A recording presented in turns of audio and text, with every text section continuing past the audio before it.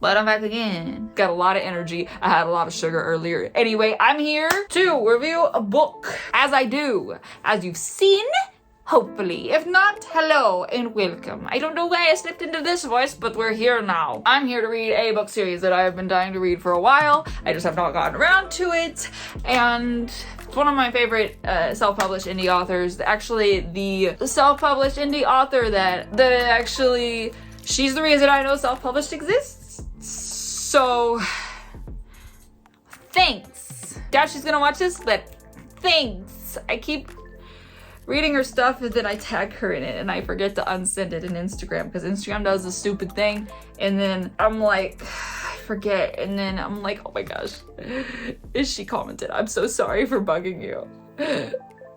Anyway, it's Neron Rising by Keary Taylor. Let me go ahead and read you the summary. These are all really short books, so these are me in like quick succession. I'm already like 30% through the second book, so we're gonna go the first one before I forget. I am nothing. He takes a step forward, shaking his head twice with absolute conviction. You are not nothing, Nova. I love the name Nova. In the Eon Galaxy, Dominion controls any planet with solid Neron deposits, and Nova just found out they're coming for hers. Korpillion isn't supposed to have any Neron, the galaxy's purest form of energy, but Nova Ainsley has been working with the owner of a secret mine for months, building highly illegal weapons that can wield Neron. She wants off Korpillion, and selling these weapons will buy her and her father a ticket to another planet in the galaxy.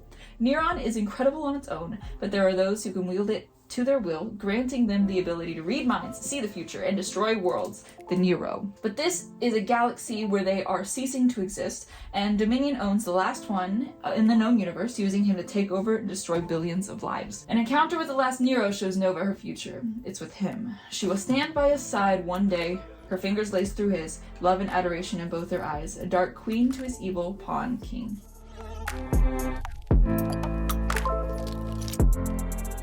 I thoroughly enjoyed this book. It is, like I said, not long, which is great because I just got done reading a lot of books that are longer than they need to be. But I am someone who does enjoy shorter books. My favorite book series is Animorphs. Those books, I believe, clock in around 25,000 to 35,000 words a piece. And then there's Goosebumps, which is around the same, which are two of my favorite series and two of my favorite authors, K.A. Applegate and R.L. Stine. I love science fiction as much as I love fantasy. If you've read my books, you definitely know I mix the two to where it is unrecognizable between either genre, and it is both at the same time, including other genres, because I am consistently inconsistent and cannot stay with one genre because that's boring to me. But this one takes Nova. It's exactly like the summary says. She lives on this planet. It is overpopulated, crazy, like skyscrapers. They walk everywhere because cars are kind of outlawed or hover anything. So they walk everywhere. They have food that's only GMO, or inorganically grown, and there is an energy source called Neron, as said in the summary, and she has a friend. What is her name? Starts with an R. It's not Renee, but that's the word that's common to me. That is not her name. I could grab my Kindle, but I'm lazy. So, but she knows where to get the Neron, and they end up working together. She does not like Nova. And Nova's like, I don't know it, I don't care. Nova creates these weapons that are able to use Neron energy, as it said, and she also has this guy in her head. It's like a telepathic link, and she doesn't know when it started, doesn't know why it's happening, but they're able to communicate. Kinda the way I can describe it is in the Star Wars sequels. They aren't good, but they have some moments that I really like, where Kylo Ren and what's-her-face are talking. I'm very bad with names, can you tell? But it's across the galaxy, of course. That's kind of like what it is. That's really the only way I can describe it. There was also a weird movie this one time that I'm also thinking of. I don't remember what it's called, and it was weird, so I'm not even gonna mention it, except for me just mentioning it just now. But they're able to talk to one another, and I think that's really cool. They don't know each other's faces. They only know each other's voices. They haven't even told each other's names, and that is for anonymity. To be anonymous. more or less. It's more of an air of safety and all that. Anyway, Nova is like, hey, there's too many rumors going around about these weapons and the Neron in them, which are highly illegal, as it said. And the chick that she's working with is like, oh no, it's fine. It doesn't matter anyway. And then she's like, oh yeah, the Dominion, who is kind of this, imagine like capitalism on a bad scale. Like, we aren't even a capitalist society. We do run capitalism, but we are also, a democratic republic? I don't know. Anyway, whatever. Imagine that, but like worse. Like, there's a reason that monopolies shouldn't exist. And that is what the Dominion is. A huge monopoly over Neron energy. They will swoop into the planet and take out all the Neron energy, and it destroys lives. One of them, the Nero, the guy that they have under their command, killed like half of the population on one of the planets without touching them. And they swoop in, take all the energy, and drive people out of their homes and kind of just leave it there to waste when they're done with it. And Nova's counterpart, whatever, the chick she's working with is like, oh, didn't you know that the Dominion, they have a scanner, and every 50 years, it is amped up to a new level with new technology, and they rescan all the planets. We're next in the next 4 years. And she's like, oh my gosh. And she lives with her dad. It's just her and her dad. And she's like, oh frick, we gotta get off of this planet. And she is trying to save up as much money as she can. She quits her job after being caught with her staff with Neron energy in it, which is illegal, and that won't help with the talk. So she quits her job, starts doing that full time, brings her ex in, who is her best friend. She's the one that called it off, so it's kind of a weird energy there, but it's fine because whatever. And she's saving up for her, him, and her dad to get off the planet. And she's already has a planet in mind that's far away from this place.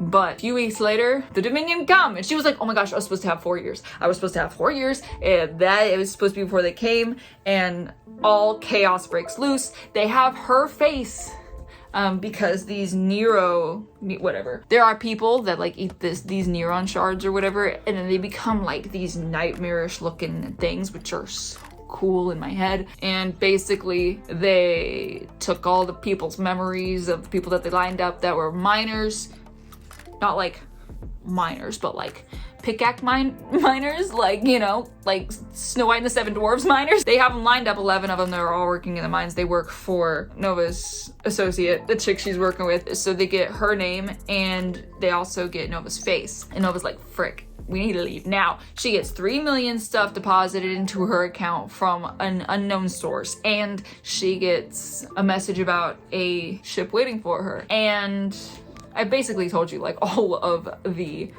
book. I'm gonna stop there because that was a lot of spoilers. Anyway, here is my review of it. I really enjoyed it. I have missed Keary Taylor stuff, and one of the things that, the only thing that sucks about Keary Taylor books is when I read them, I get so inspired and I'm like, oh my gosh, I could do something like that in my books. Oh my gosh, not like stealing it, but like I get inspired and I get ideas. I don't know why, it just, that's the way it is. And so Keary Taylor, if you're watching this, thanks for inspiring me a lot.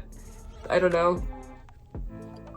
I've really missed reading her stuff. I haven't read her stuff in a while. I haven't read her stuff since A Shadow in the Light, I think is what it is, that series. So I haven't read it in a while. The first one I read was Brandon, of course, in that series, because that's really good. I love the pacing. I love the writing style. I love the action scenes, and I love when plans go awry, and it's something I've actually started to appreciate in D&D, because you make a plan, and then the dice doesn't like your plan. And I think that's a really good indication of the human condition and things that go wrong in life. I love Nova's character. She felt very real, because I also don't do people. Not since like 12 years ago. I have become very antisocial and all that. I'm working on it, but I've become very much like, I don't like people. I don't like talking to them. Is that bad to admit? But it's slowly changing. I'm getting better about that, so don't worry. I'm also getting better at talking to people. I've gotten really bad at it. So if you can't tell by these videos, and how much I've changed over these videos, because I'm getting used to this, and being at my job has really helped. But I did like the way she was. I did like the relationships between the people in her life, her dad and her. I love that relationship. I saw the twists coming, but that's to be expected, because I normally do.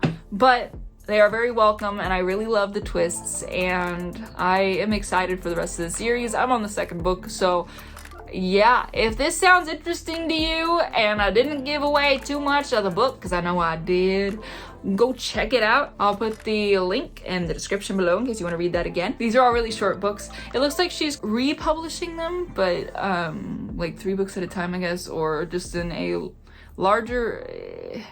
longer format, like crushed together and under a different name. I'm not quite sure what's happening with that. She's been kind of quiet the past year, I think, especially whenever she stopped writing the Parallel Universe Guardians or whatever. What is it called?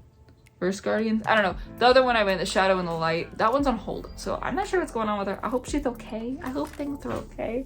I know she's releasing a lot of audiobooks. She's not really saying anything much about anything else in her newsletters, but this series is complete and I'm excited to get through it. I believe it has 7 or 8 books. It has 7 books, so I've been dying to read it. I do have them all in paperback. I just don't feel like going and getting them. Yeah, I guess that's it. Thanks for watching. I hope you enjoyed. I'll see you in the next one.